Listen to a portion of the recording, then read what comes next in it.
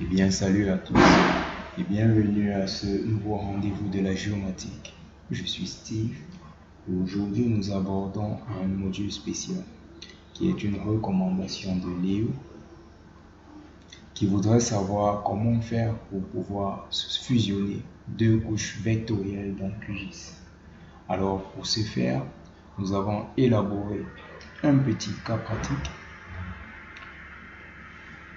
Alors, dans le cadre d'un mémoire de fin d'études, nous souhaitons cartographier les formations géologiques dans une région donnée. Malheureusement, notre zone d'étude, regroupe deux sites bien distincts, notamment Yoko et Menganga. Ainsi, nous voudrions fusionner les données relatives à ces deux sites dans un même shapefile. Alors, pour ce faire, allons tout de suite dans QGIS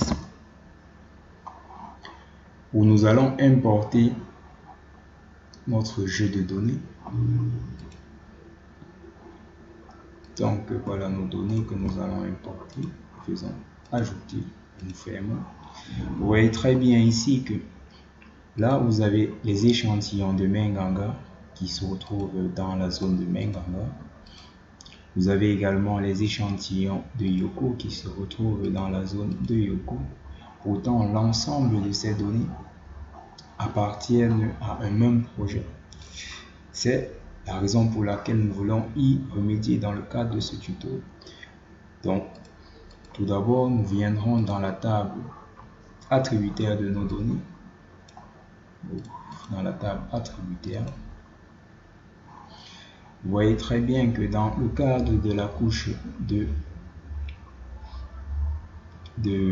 Menganga, nous avons trois champs, dont deux nous intéressent uniquement, notamment le champ description et le champ commentaire.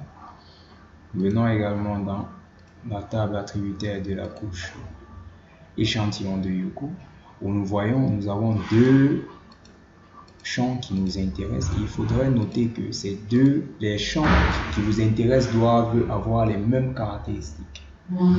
Donc, une fois que cela est vérifié, nous venons maintenant dans vecteur, nous allons dans outils de gestion de données, puis nous venons dans fusionner les couches vecteurs.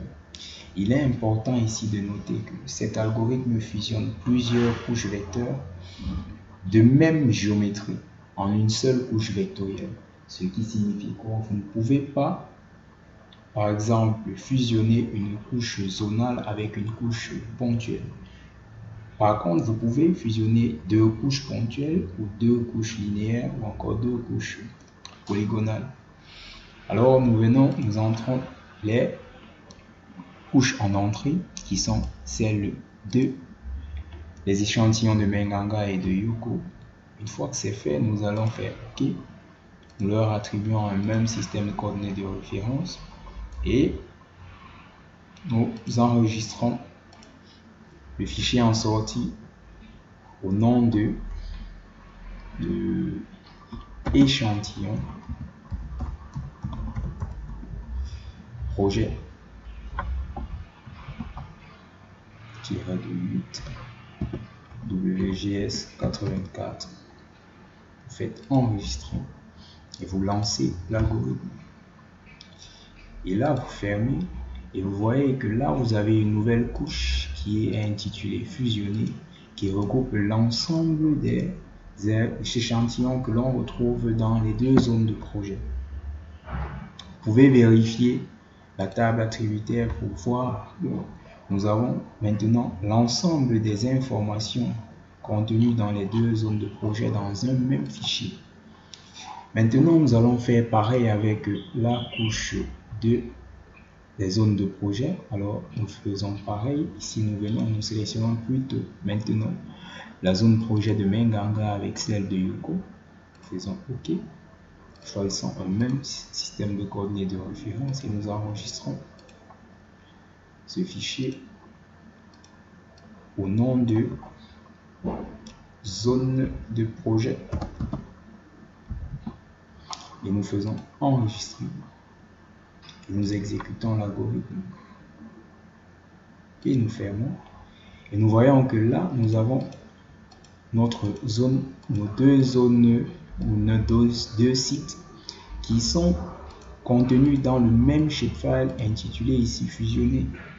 Et là, nous pouvons faire une panoplie de traitements, notamment nous pouvons changer la symbologie de notre zone de projet en faisant par exemple pas de remplissage, nous appliquons. Nous pouvons venir également faire des traitements avec notre couche échantillon où nous allons par exemple les classifier